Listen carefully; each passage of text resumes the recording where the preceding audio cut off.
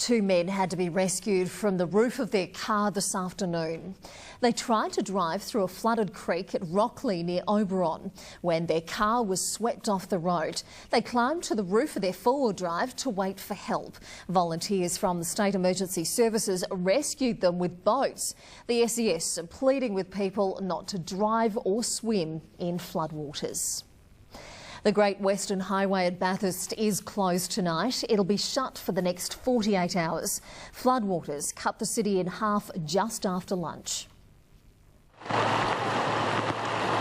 La Nina can be a cruel mistress when she wants to. The big wet came to Bathurst today. This low-lying bridge on Hereford Street was closed by 9 a.m. this morning, but it didn't seem to scare off locals. I wanted to have a look and I want to send photos back to my parents on Facebook later today. Taking a few photos for old sake, putting them up on Facebook so my friends in Sydney can see. Mandy's friends would have seen firsthand the trough that dumped 160 mils on Bathurst in the past 48 hours stretched coast to coast. But I must point out that the Met Bureau is saying that we're going to see this heavy rain up until Monday. Which means this is just the beginning. It's approaching midday and the Great Western Highway has been inundated with floodwaters. As you can see, the road has been reduced to just 2 lanes. But it could get a lot worse. The SES says floodwaters are expected to peak for another 9 hours. But by 4 o'clock, the water was just too high. The highway was closed and cut Bathurst in half. Yeah, The traffic's backed up about half an hour, really, to get in from Kelsay. It wasn't just police and the SES. A fleet of school buses swooped in as every school student in the city was evacuated. You know, we don't want to end up with a situation potentially where people will be stuck on the wrong side of the floodwaters. The water climbed to 5.7 metres, but this isn't the end. The SES says it'll peak again, even higher tomorrow night. In Bathurst, Nathan Stitt, Prime 7 News.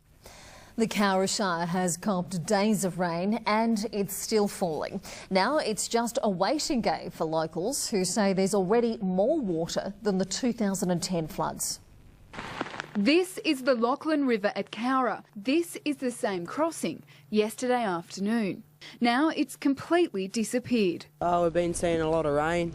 It's just filling the Lachlan up and all the other creeks around it. Lots of water and it's rising quickly. This is Wagula Creek on the other side of Cowra. About 11 o'clock last night it was hitting the bank like this, but these waters change quickly and the rain isn't expected to ease up. Within 5 minutes it had come up 6 foot, probably more. That was the level in 2010 and that was the level last night. It's never been this high since we've been here. We've been here 12 years. So how do you prepare for this? You can't because it's a wall of water.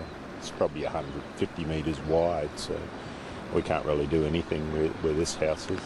Morris moved the horses to higher ground. In all this mess is what's left of the horse ring. The property is covered with logs and sand from the creek. We don't know what's upstream or what's coming downstream anyways. Just 6 hours ago you couldn't stand where I'm standing now. The water was waist deep. And as the rain continues to fall steadily, it looks like the creek is about to rise again. We've done all we can do. We've shifted everything we can shift. And the horses are up and the sheep are up, so yeah, it's about all we can do. Emergency crews will keep working around the clock, doing what they can. At the present time, we've got a couple of crews out doing sandbagging, and we'll continue to do that until the end of the period. People living near Back Creek are still being asked to evacuate, and there's road closures across the Shire. In Cowra, Helen Frost, Prime 7 News. You still can't cross the main bridge to Canowindra. It's been closed since the river peaked at lunchtime. Floodwaters have started to recede, but residents on either side are still stranded. A normally calm Billabilla erupted into waves of water just after dawn, forcing tree trunks underwater, sending debris downstream and cutting Canowindra in two. I've never seen something like this before. I'm really surprised at this amount of water. At 11 this morning, the barricades went up. The road to Cowra was no longer safe. Those brave enough to cross it were stopped in their tracks. Only the school bus was given the green light. They get actually hit by a log when they're trying to actually negotiate the water crossing. It could be quite dangerous. A risk the Stokes family wasn't willing to take. They're heading to Canberra to see their son graduate from the Defence Force, but they've got no choice but to turn back.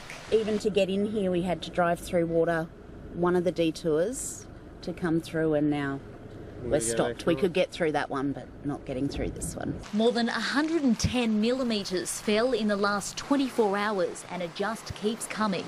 But it hasn't stopped locals having a bit of fun. Have to take it as it comes, don't we? I think most people around here do that. So it's just part of the living, part of the deal. It's only just after 11:30 and the Belubula River has already reached its peak twice today. It's at 5.68 metres now and still rising. Sleep-deprived SES crews hope it'll now hold, but with more heavy rain expected overnight, that's unlikely. In Canowindra, Alex Bernhardt, Prime 7 News.